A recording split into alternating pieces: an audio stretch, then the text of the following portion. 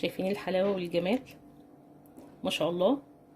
طريقة جديدة للكنافة غير تقليدية، ما بتاخدش مننا وقت. النتيجة حلوة جدا، ان شاء الله تعجبك. يلا على الفيديو علشان نشوف الطريقة ايه وننفذها. اللهم صل وسلم وبارك على سيدنا محمد وعلى اله وصحبه وسلم. ازيكم حبايب قلبي؟ يا رب كلكم تكونوا بخير. النهارده احنا هنعمل الكنافة بطريقة سهلة جدا وجميلة، وبتديكي نتيجة ممتازة وطعم كمان ممتاز. انا محتاجة نص كيلو كنافة، بس لازم ان انا اشيلها في الفريزر الاول علشان لما اجي اكسرها تتكسر بالطريقة ديت بسهولة جدا. مفيش اسهل من كده.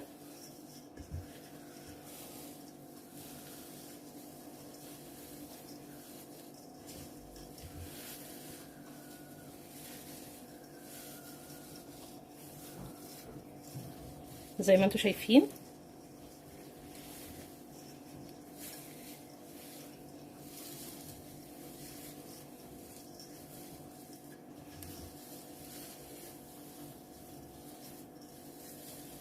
اهي اتكسرت كلها وما خدتش وقت معانا. الخطوه اللي بعد كده ان انا هحمر الكميه دي بسمنه على النار. الخطوه دي مهمه جدا، ان احنا لازم نشيل الكنافه في الفريزر. مش هينفع ان احنا نجيبها طازه ونعملها بالطريقه دي. زي ما انتم شايفين كده، كل اللي انا محتاجاه شويه سمنه على النار واحمرها، وبعد كده محتاجه علبه لبن مكثف ومكعبات التلج اللي احنا هنعمل فيها. يلا بينا نشوف هنعمل ايه.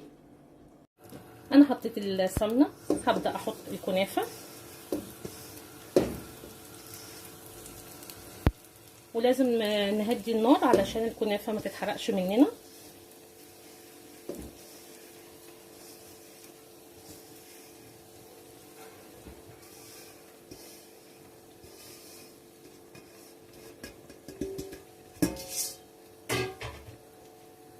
بسم الله.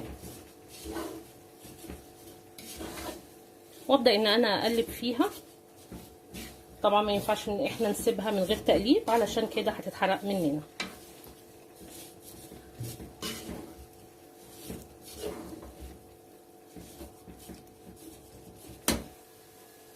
انا حابه اوريكم هنا مراحل التحمير بتاعتها. طبعا التقليب مستمر، ما ينفعش نسيبها نهائي بدون تقليب كل شويه، لانها بتحمر بسرعه. هي بتحتاج سمنه مش بتحتاج زبده، وبتاخد من كوبايه الا ربع سمنه لكوبايه كامله. شايفين الشكل؟ ارجع اوريكم بقى الشكل النهائي ايه لما يخلص التحمير بتاعها. الكنافه اتحمرت كلها زي ما انتم شايفين، وده اللون اللي انا عايزاه. ابدا بقى اجهز للخطوه اللي بعد كده. الخطوه اللي بعد كده هنزل بعلبه اللبن المكثف كلها على الكنافه، طبعا وهي سخنه، مش هستنى لما تبرد.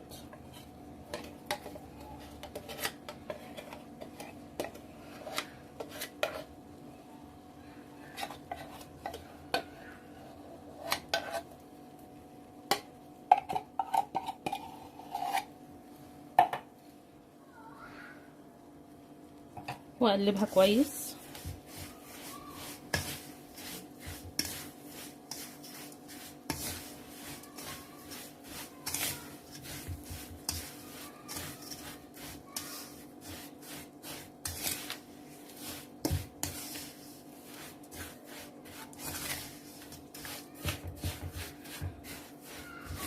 يعني اخلي اللبن كله الكنافه تتشربه بالشكل ده كده.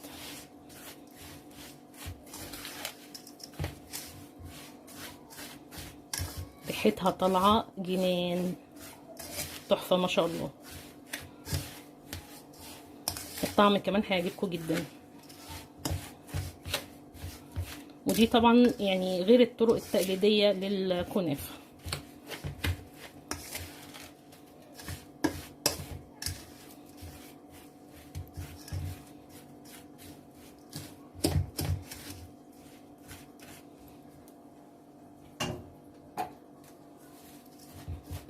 نبدأ بقى ان احنا نحطها في المكعبات اللي احنا بنعمل فيها التلج، او بنحط فيها المية ان هي تبقى تلج. عندك مكسرات ممكن تضيفي تحطي في الاول هنا مكسرات وبعد كده تروحي حاطه الكنافه، ما عندكيش براحتك، مفيش اي مشكله. ونبدا نعبي القوالب ونضغط عليها كويس جدا.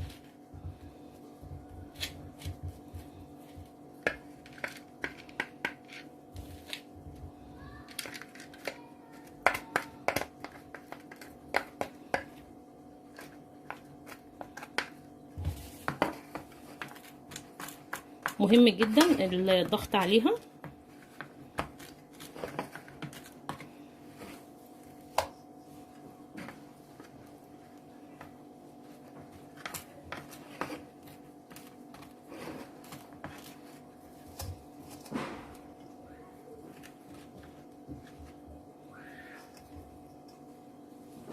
بالشكل ده كده.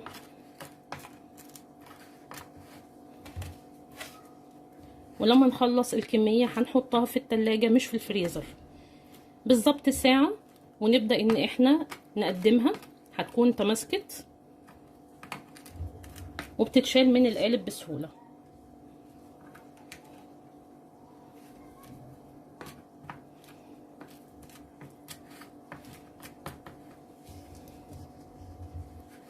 نملى القوالب للاخر زي ما انتم شايفين كده.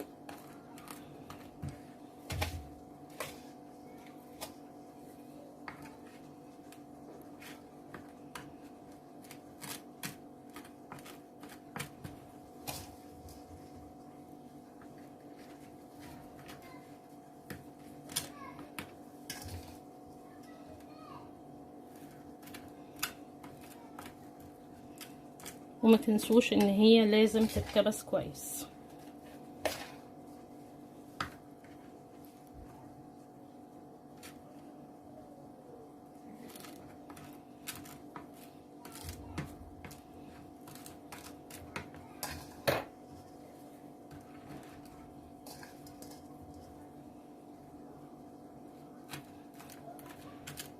خلصت الكميه كلها ما شاء الله، نص كيلو الكنافه عمال الكميه اللي انتوا شايفينها. هحطها في التلاجة لمده ساعه وبعد كده اجهزها للتقديم واوريكم شكلها النهائي ايه. خلاص الكنافه بتاعتي قعدت ساعه في التلاجة، وهبدا ان انا اقدمها. سهل جدا تطلع معايا بسهوله.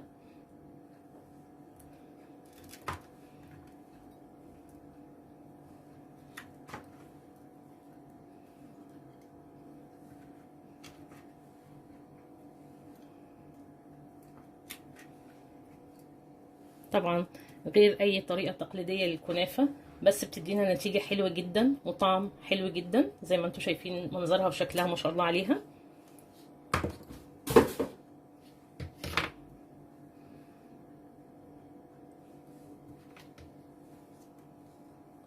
وده الشكل التاني اللي معانا.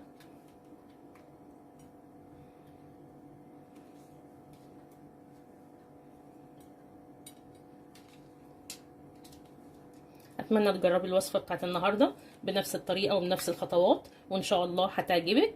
اي سؤال هرد عليكي في التعليقات. طريقه حلوه وجديده وما بتاخدش معانا وقت غير ان هي بس الوقت بتاعها في التحمير. وده الشكل الثالث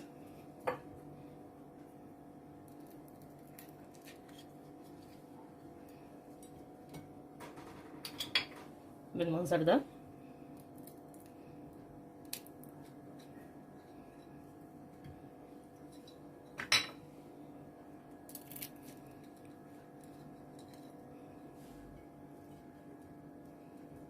ما شاء الله عملت معايا كمية كبيرة جدا.